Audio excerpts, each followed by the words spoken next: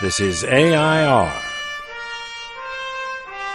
Artists in Residence Broadcasting, coming to you once a week from New York City. Hello, I'm John Cullum, and sitting beside me is Emily Frankel. Your wife. What? Your wife. My wife? I'm your wife. Oh, that's nice What a to surprise. know. Oh, no. We are going to do a post for my blog, Em's Talk Read. Yes. You want to know what the subject is? Surprise me. Well, I've been thinking about this for my blog. I was thinking about weirdos. Weirdos? Yeah, sometimes I look at people and I think, who are these people? I feel like I don't quite belong on the planet and that they're strange looking, out of time, like aliens. Yes, well, that's interesting. Do you ever have that feeling when you look out at an audience? Well, I can't see anybody in an audience. I do most of my staring at people on the subway going to work. And? Well, almost everybody you look at people, as an actor, you play a character part. Yeah. Well, a character part is a part that has special features that are different from the average person. The person who is absolutely average has all the same. They are the most beautiful people in the world because they're gorgeous. They don't have any kind of blemishes. And characterizing Does that people, bother you? It bothers me. What? Girls in ads. Mm-hmm. I can't really distinguish many of them as individuals because they all look so neato. Yeah. Well, That's not what you're talking about. No, that's absolutely what it is. And it seems strange that the people who don't have any characteristics are the ones that are considered beautiful. And because the people with What about guys? big ears, I was that's a thinking about- characteristic. No, guys. Guys. Not big ears. I don't stare at guys as much as I do as I stare at girls. I know that I'm prejudiced about that. But guys, That's race prejudice. you can really see some people who have strange characteristics, and quite often they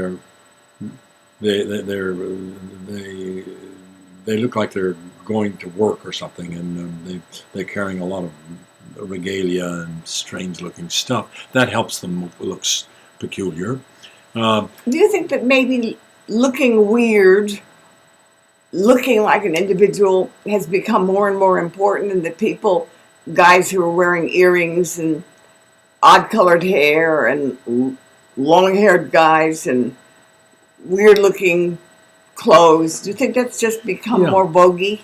I don't know. I think probably whether it's getting more voguey, but it certainly is a tendency. As a kid, and as a lot of kids, I used to wear a comb in my hair. A comb? And leave the comb up there. And they finally sent me to the principal and said, "You got to take that comb out of your hair. You're causing trouble." How old were you when you did that? 14, 15. I wonder why you did that. To make some kind of statement as an individual. I didn't ever wear a particular kind of clothes or anything like that. Most of my stuff was hand-me-downs anyway. But putting that comb up there and leaving it sticking in my head and walking around with a comb in my hair made me feel different. And that I just remembered that. Mm-hmm.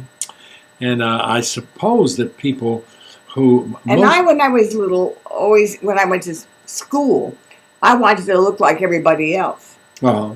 I wanted to wear whatever style was the style that was in vogue. I wanted to wear it. I don't feel like that now. Well, I went opposite. Mm-hmm. Well, I think as you get more sophisticated, you want to be have a style of your own. I don't know what style. What does style mean? Well, that's a whole other subject. Okay, we can talk about that sometime. I don't know what style means. Well, we'll talk about that sometime. Okay. What is art? Oh, God. Yeah. You want to talk about what is art? No. Wait, let's finish this off. Okay, we're talking still about weirdos. So when you meet someone who's very weirdo looking, yes, do you behave normally? Do you try to treat them like a plain regular person? Well, I must say they make me feel uncomfortable. But the more I get to know people, the less their individual characteristics affect Matter. me in a negative way.